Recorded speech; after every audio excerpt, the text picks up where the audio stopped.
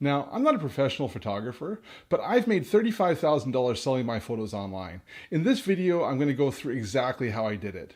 Which sites I've tried, which ones worked, which ones didn't, as well as which ones I think are going to be the best sites in the coming year. Let's get started.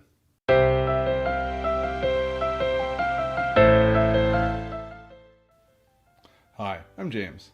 I make a living as a software developer, but I love travel and landscape photography. For the past 7 years, I've been selling my photos online. Now, I'm going to be going through the results that I've got selling my photos online, but your results may differ depending on the type of photography you do. I'd love to hear in the comments section about whether you've tried selling your photos online before and what type of success you've had. Also, stick around at the end of this video because I'm going to go through which sites I think are going to be the best in the coming year. Now I'm going to jump on the computer and show you some charts of the sales I've had over the past 7 years. So I keep track of the revenue from each website in Excel. So what I'm going to do is I've just created 5 charts in Excel where I can kind of walk you through how I make money selling my photos online. I'm going to start pretty high level and I'll get into more detail, and at the end I'll kind of go through how much money I've made from each individual site. So this is how the $35,000 breaks out year over year. You can see that when I started here, my first year I only made about $1,000. And then it continued to increase over the next, for the first 4 years until 2015, when I reached the high of $7,000 a year. And there's a bit of a decline that's starting to rebound now. In this chart, you can kind of see why it went up and then went down. The green shows my revenue and the red shows how many photos I posted each year. So you can see my first year I posted about 100 photos, uploaded them to different sites online. And then my second year I was very motivated. I did over 240 photos. Now these are 240 fully processed photos that I uploaded to multiple sites.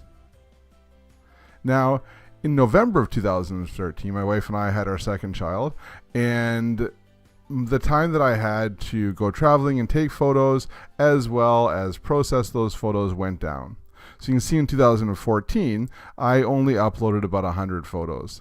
Now, despite uploading less photos, my revenue kept going up in 2014 and even in 2015, even though the amount of photos that I posted went down. Now in 2016, we had our third child, and I just really didn't have much time to travel and do photography. So 2016 and 2017, I really didn't post many photos, and that's why you can see here that my revenue went down for those years. And over the past year, year and a half, in 2018, I've started to post a bit more, and it started to go back up.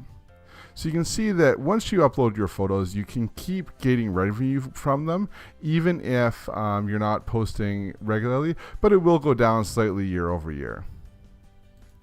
Looking at it a different way, this way I've shown the red line is the cumulative photos. So you can see how my photos grew over time. And right now I've got about 600 good photos posted across many sites across the web. Now, if you look at the types of sites that I upload to, you can really break them into 3 main sites. Okay, the first is direct stock. So this is my own website. So I have a website, souvenirpixels.com. I used to host it on Squarespace. I currently host it on SmugMug, and anybody can go on there and buy photos directly from me, photo licenses.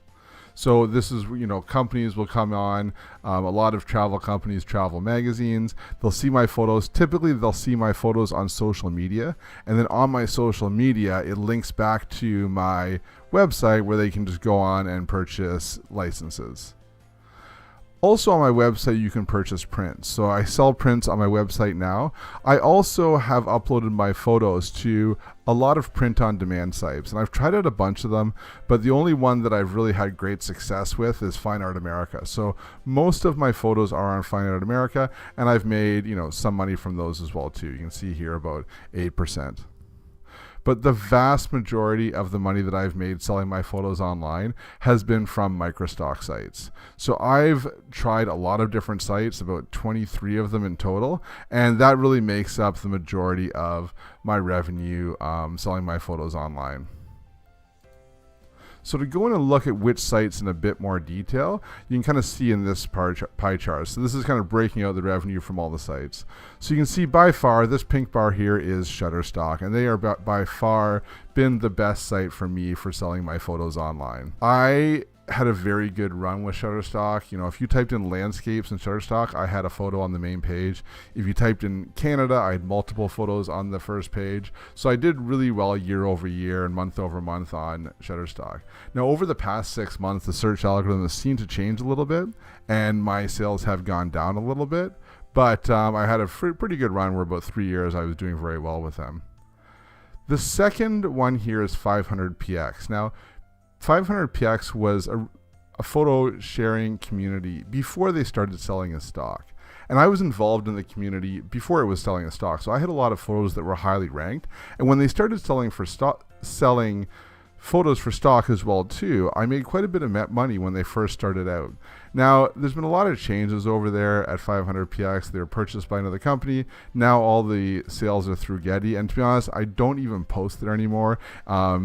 There's been a lot of changes, and I just really don't appreciate the site as much as I used to. But, you know, for a period of time, they were a very good earner for me as far as sites go.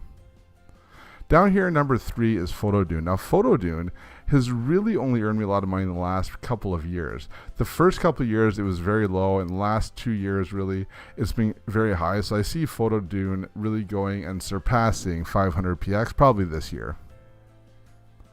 And then the fourth one here is Adobe Stock or Photerloo. So Photerloo was an independent stock site, and then Adobe bought them and turned it into Adobe Stock. So I had my portfolio on Photerloo. I did fairly well there, and now it's moved over to Adobe Stock. And when it moved over to Adobe Stock, I saw a bit of a dip in sales, but now I'm starting to see it pick up a bit more, maybe because I'm posting a bit more to Adobe Stock as well too. Now there's some other smaller ones here. One thing to know is this little sliver up here.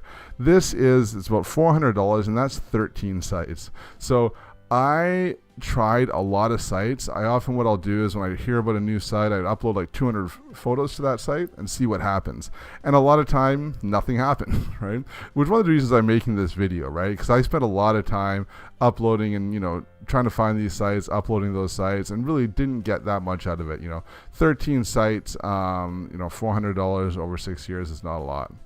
So, you know, if I were starting out again, I would probably really just focus on the main sites that you see here and really not even worry about the smaller ones until, you know, they seem to be big enough to get some momentum, because there are a lot of stock sites out there, but I just don't think you can make a lot of money on all of them. You really need to have your photos on the big ones to start out with. Now, I hope that didn't come across as bragging, but I had no idea when I started selling my photos online that I would make $35,000 from them. Really, my goal of doing this was so that I could buy, you know, more cameras and lenses without taking it out of my family budget. And I achieved that, and I'm pretty happy with it. Now, there was a point when I considered trying to, you know, maybe go full time as a stock photographer, but at the time, what was selling primarily was business images. So what I realized was that to be able to be a full-time stock photographer, I would need to go and get models and kind of pose them in different business situations, taking hundreds of photos a day and uploading them. And that really didn't appeal to me. If you take a look at my portfolio, and I'll link to them, put some links down in the description, I really like taking travel and landscape photography. And I think what I realized was it would be very difficult to make a full-time salary and support my family on stock photography if I was only going to do travel and landscape. The other thing is that I enjoy my day job. I enjoy software development. I enjoy working with my clients. So I kind of feel like even if I did photography as a full-time job, I would probably just become like a software developer would become my hobby, and I still code in my part-time. Right? So I decided to stick with software development as my main living, and, you know, photography is my hobby. Now, you may have different goals, and hopefully, you know, this video is still useful, the stats that I showed, even though I kind of really only work on it part-time. Now, at the start of the video, I mentioned that, you know, at the end, I would talk about which sites I see being the best in the upcoming year. Now, about 5 months ago, I tried uploading some of my photos to free stock sites. Now, if you aren't familiar with these free stock sites, there's sites like Pexels, Pixabay, Upsplash is another one, where you can upload your photos and then anybody can use them for free, commercial purposes for free. So they're stock sites, but you don't get paid. But the thing is, when someone downloads them, the sites encourage that person to give you a donation for the photo. So I just did, as a trial, uploaded 100 of my photos, 100 of my oldest photos that weren't really making me money on any of the stock sites anyways. And in the past 3 months, I've made about $60 in donations. Now listen, that's not a lot of money, but $60 is more than I made from a lot of the lower sites that I have out there. And as my sales go down on Shutterstock, I plan on taking more of my older images and uploading these to these sites. And I think they could be a fairly decent sized revenue source for this year. So that's something that you may want to look into as well. Again, I haven't made a lot of money off it in the past, but it's something that I'm going to be trying more in the future. You can let me know in the comments what you think about these free stock sites. Now, if you found this video useful, make sure you go and hit the like button below, as well as hit the subscribe and the bell so you can get notified when I upload new videos. Happy uploading.